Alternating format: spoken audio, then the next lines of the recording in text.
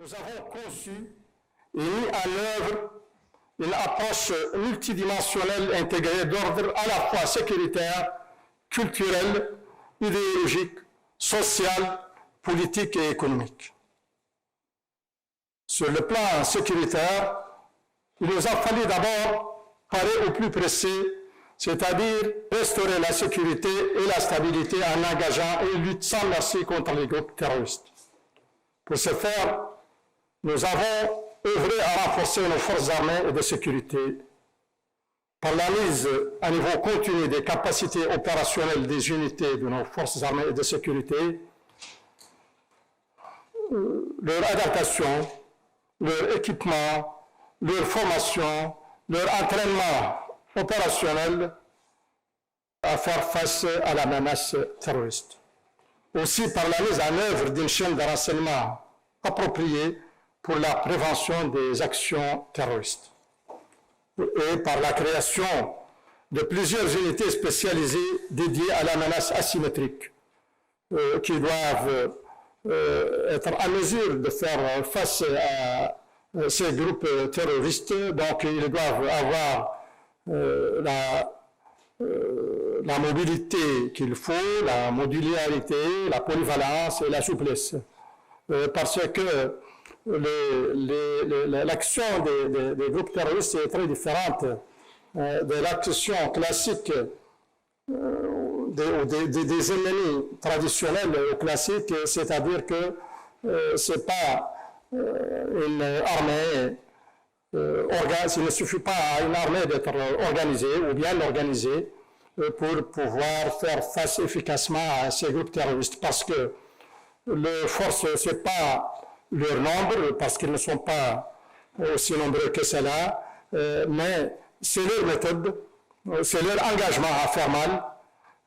c'est leur souplesse,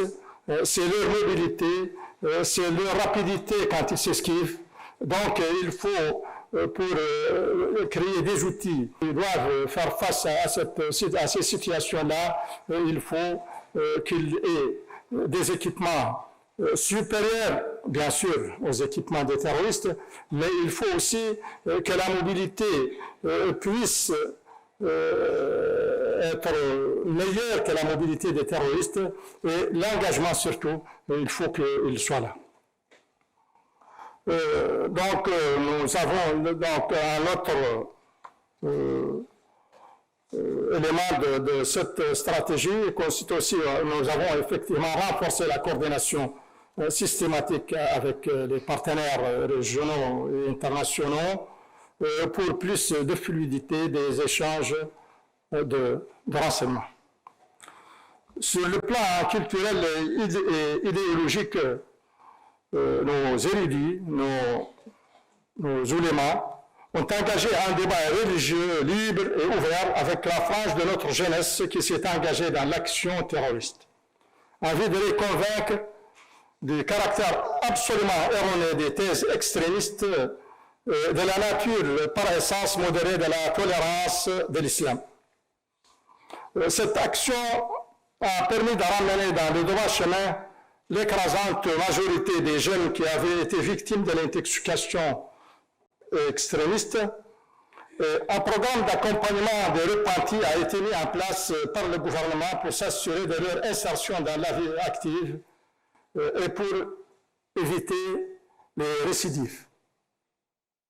En outre, nous avons mis en place un vaste programme d'information et de sensibilisation pour protéger notre jeunesse de façon générale face aux propagandes des extrémistes et pour diffuser les valeurs de tolérance, de modération et d'ouverture à l'autre qui constituent la quintessence de l'islam sunnite.